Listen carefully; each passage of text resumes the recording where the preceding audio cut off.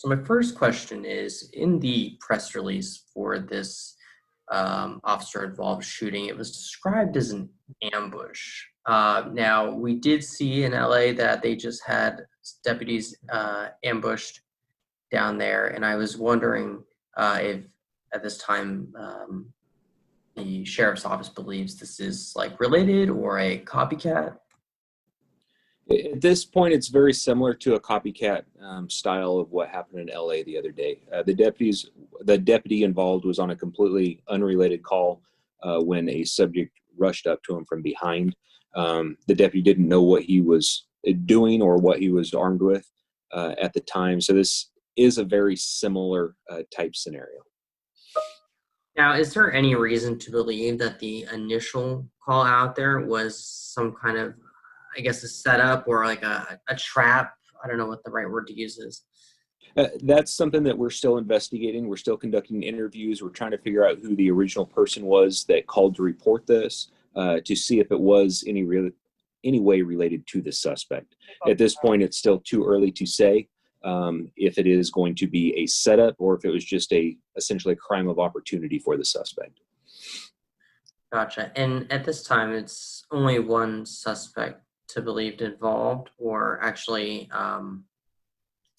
I guess involved.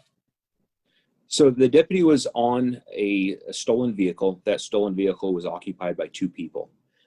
This is a third person that we believe is uninvolved from the original stolen vehicle that came up and approached the deputy. So at this point, we believe it's just one person that's involved, but it's something that we are still investigating and confirming.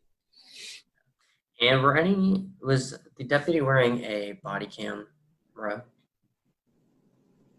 Yes, the deputy did have a body cam on him at the time. And was it on? It was on for most of the encounter, yes. And do you know of any other like businesses in the area were able to, catch this on their surveillance? That is what we're still looking. We've been having deputies and detectives canvass the area this morning and this afternoon, attempting to locate any video that might show this incident or any details prior to the incident. If anyone does have any video surveillance that they have viewed and it does capture part of this incident, if they could contact the sheriff's office, that would greatly help us out. This occurred at approximately 1:15 this morning and then was ongoing throughout the morning. And is this something that is practiced, to handle like any kind of ambush? If that were to happen, is that something that's, trained, deputies are trained on how to handle? We don't have a set training that in all circumstances we're going to react this way. Each scenario that the deputies are faced with is going to be handled differently. We never encounter the exact same scenario twice. So as far as different uses of force options or deadly force, it's going to be a case-by-case decision that the deputy has to make at that time.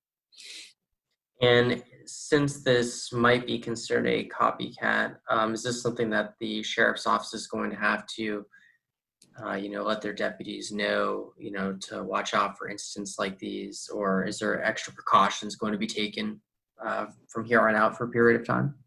This is something that we are very concerned of for all our employees, of them being safe while they're out in the field handling calls. There are some security measures that have been implemented and more that will be. Nothing that we're going to release publicly right now, but it is something that we are trying to make our deputies aware of and to use caution on any type of call. This initially started out as a very benign call. And then it escalated very, very quickly from there. So the deputies just never know what they're going to be getting into on each call for service that they go to. Okay. Is there anything that you'd like to add, asking for public assistance or anything? At this point, if there's any witnesses that saw what happened or anyone that has any knowledge of what happened or anyone that has surveillance cameras, anything that they have will definitely help us with this investigation and give us more clues as to what exactly happened and why it happened. So anyone can contact the Kern County Sheriff's Office. The number is the 861-3110. And there's also secret witness that's available, which they can contact at 322-4040. And we would appreciate any help that anyone can provide in this case.